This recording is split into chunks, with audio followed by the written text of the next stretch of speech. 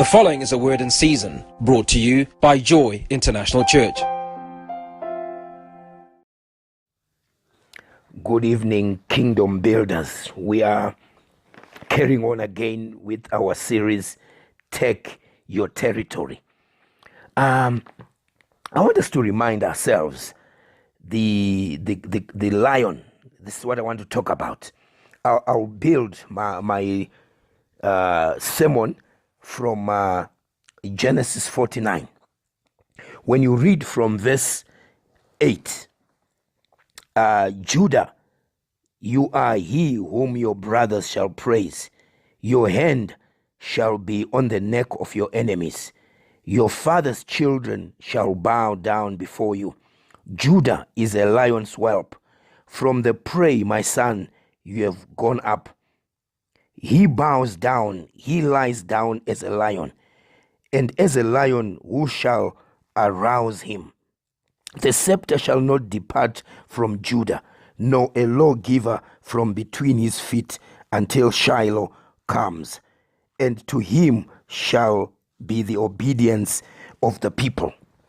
This is a man who was talking to his children, because when you gather the story from the beginning, this is Jacob in verse 1 when he called his sons and said, gather that I may tell you what shall befall on you in the last days. But I want us to talk about Judah, because Judah is a praise. But when Jacob is talking about Judah, he says the scepter shall not depart from Judah. But before we go to the scepter, I want us to look at the lion. I don't know why Jacob had to choose Judah and liken him to a lion, because a lion understands something, understands a territory. When a lion loses its territory, it loses its pride. So when you lose your territory, you lose your pride.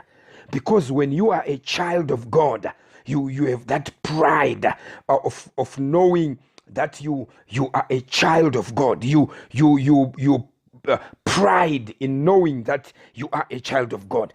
I mean, have you ever seen a wildebeest or a zebra mark a territory?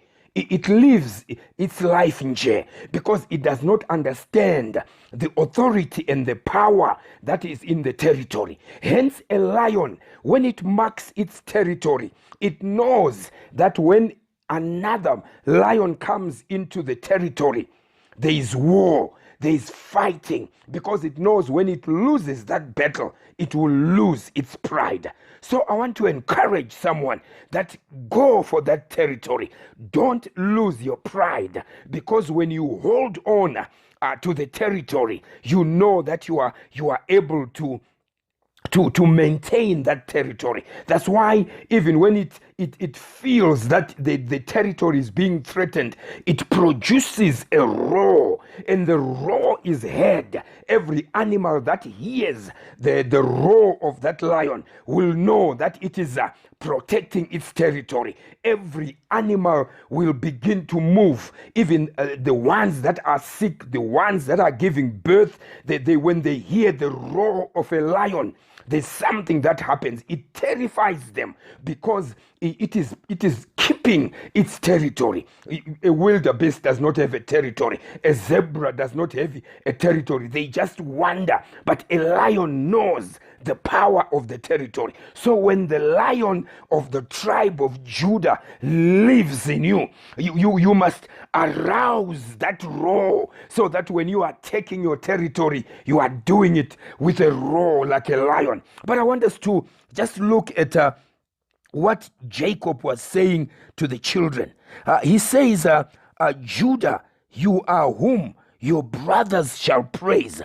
Judah is even the least, is not the oldest, but there's so much respect that is being spoken upon him. And he says, your hand shall be on the neck of your enemies. Even, when a lion is destroying its prey, it goes for the neck, because it knows that's where all the power, once I hold the neck, I have won the territory. So I want you to hold even your enemies on their neck, because this is what was proclaimed when you belong to Judah. Because Judah goes into from the Old Testament into the New Testament. And he says the scepter in verse 10 shall not depart from Judah, nor a lawgiver from between his feet. When we link this with the New Testament, we know that Jesus he is the Lion of Judah. He is the King of Kings.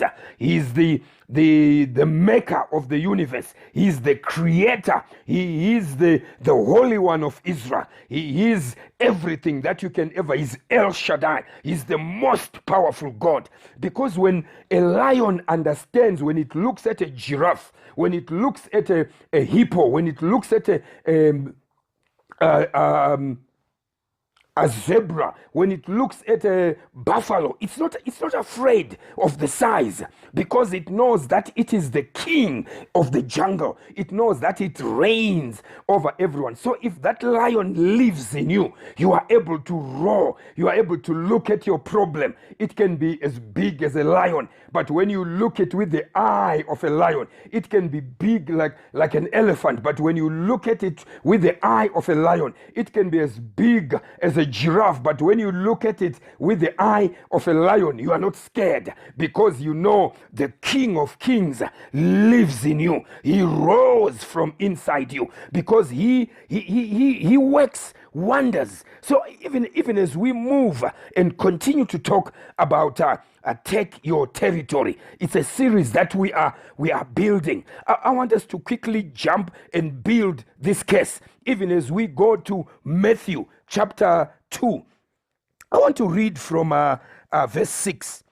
It says, "But you, Bethlehem, in the land of Judah, are not the least among the rulers of Judah. For out of you shall come a ruler who shall shepherd my people." Then Herod, when he had secretly called the wise men, determined from them what time the star appeared. And he sent them to Bethlehem and said, "Go and search carefully for the young child. And when you have found him, bring back word to me, that I may come and worship him." When they heard the king, they departed, and behold, the star which they had seen in the east went before them, till it came and stood over where the young child was. I like even when they are spelling child, they are putting a capital letter C, because this was not just a normal child. This was a lion which was coming into the territory. And Herod is a king. He rules. He has a kingdom. He has an army. He has subjects. He is powerful. But when he hears that a child has been born, it shakes him. It shakes his kingdom, because there was a better roar that was coming from the child. This was not an ordinary child. This was the Lion of the tribe of Judah, who was being spoken in Genesis 49 and say, "You will be a lawgiver, and the scepter will not depart from you." So he was not just a child, but he was even the least among Judah. So you can be the least in where, whatever, maybe in your family, maybe in the company, but when you understand that you have a lion of the tribe of Judah who lives in you, you have a big roar that you can roar and take your territory, and know that you are not going to lose your pride, because a lion would fight because it knows that the territory is linked to its life. When it loses that territory, it will lose its pride. So when Herod hears that there's a child, he says, "Let me also go and worship him," in verse 8, the last part. But it was not for him to go and worship him, but he heard that there's someone who was coming in the territory. He came with a sound, because when the wise men came, they said unto him, from chapter 2 of Matthew, verse 2, "Now after Jesus was born in Bethlehem of Judea, in the days of Herod the king, behold, wise men from the east came to Jerusalem, saying, where is he who has been born King of the Jews? For we have seen his star in the east and have come to worship him. When Herod the king heard this, he was troubled, and all Jerusalem with him. How does a king who has a throne, who has power, who has an army, be worried about a child that was born? I mean, somebody who was born in Life Hospital or Sunning Hill Hospital, a child, and a king who's sitting on the throne gets worried. He was troubled. And all Jerusalem with him, because there was a roar of a king that was coming. The King of Kings was coming to take a territory. So when the King of Kings lives in you, you don't have to be afraid of anything. You have to take your territory. You have to arouse that roar. Jacob was saying, who can arouse the lion? Because who can arouse the lion? Because we know the lion is the king of the jungle. So more also of Judah, the lion of the tribe of Judah, when he roars in you, when he is in you, when you have received him and he stays in you, he gives you power, he gives you authority, he gives you a victory, he allows you to take the territory. All you need to do is link yourself with him so that you can rise up and be able to take your territory, because this is the time where we are like grounded, where we are having time to seek his word, when we are having time to move and position ourselves in that place. I like it when he says, let me go and worship him. But he says, when they heard the king, they departed, and behold, the star they'd seen in the east stood till it came and stood over where the child was. When they saw the star, they rejoiced with exceeding great joy. So for me, this is amazing that even the wise men would come and be exceedingly great by seeing the child. This was not just a normal child. This was the lawgiver, the lion of the tribe of Judah, the one who will roar in you, even in this season, as you continue to seek God for your territory, as you continue to seek God for your victory, as you continue to seek God for the authority of the word. Because when you go with the word, when you mix it with faith, you are able to penetrate, you are able to open doors, you are able to take territories, you are able to go victorious in your life. So I pray that you'll be able to arouse the lion that is in you, so that he cannot lie dormant, but he will rise up and begin to roar. Because when a lion roars, it is warning other lions that there is a territory that I own. Do not even cross. So allow even God to roar in your life, so that in every area where you need an answer, in every area where you are seeking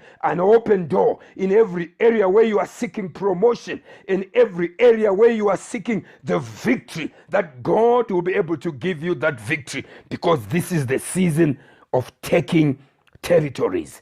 I pray that you will continue to move. You will continue to see heavens opening for you in this season. I pray. Be blessed with this word in the name of Jesus. Amen.